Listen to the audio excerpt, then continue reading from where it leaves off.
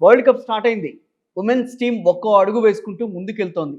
శ్రీలంకపై గెలిచింది, తర్వాత పాకిస్తాన్ ఓడించింది, ఆ తర్వాత వరుసగా మూడో మ్యాచ్లో ఓటమి. ఇవన్నీ అందరూ టీవీల్లో చూసే ఉంటారు. ఆమె కూడా చూస్తోంది.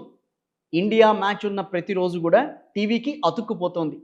గెలిస్తేనేమో ఎగిరి గంతేస్తోంది, ఓడిపోతే చాలా మూడీగా ఉంటుంది.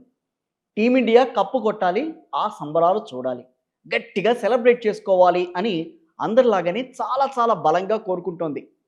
అప్పుడే ఒక ట్విస్ట్ అక్కడ. అది అట్టాంటి ట్విస్ట్ కాదు, ఒక భారీ ట్విస్ట్. అప్పటిదాకా మ్యాచ్‌లన్నీ టీవీలో చూస్తున్న ఆ అమ్మాయికి ఒక కాల్ వచ్చింది. చూసింది చాలు, వచ్చేయ్, నువ్వు ఉండాల్సింది టీవీ ముందు కాదు గ్రౌండ్‌లో. నెక్స్ట్ మ్యాచ్ ఓపెనింగ్ చేయాల్సింది కూడా నువ్వే. రా, నీ సత్తా ఏంటో చూపించేయ్. ఇది ఆ కాల్. ఆ అమ్మాయే షఫాలి వర్మ. పిలుపొచ్చిన మరుక్షణమే రెడీ అయిపోయింది. సీన్ కట్ చేస్తే డైరెక్ట్‌గా సెమీఫైనల్‌లో రంగంలోకి దిగింది వర్మ. అది కూడా ఆస్ట్రేలియాపై.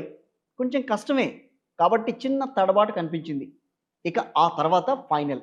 ఇక చూసుకో, బ్యాటింగ్ దగ్గర నుంచి బౌలింగ్, ఫీల్డింగ్ ప్రతి దగ్గర తగ్గేదేలే అన్నట్టుగా రెచ్చిపోయింది. బ్యాట్‌తో సౌత్ ఆఫ్రికా భరతం పట్టింది, బాల్‌తో వాళ్ళని గింగిరాలు తిప్పేసింది.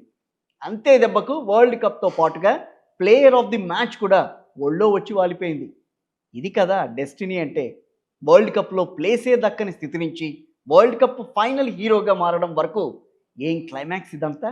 ఇదొక్కటే కాదు, ఒక్క ఇన్నింగ్స్‌తో తన బ్రాండ్ వాల్యూని కూడా విపరీతంగా పెంచేసుకుంది షెఫాలి వర్మ.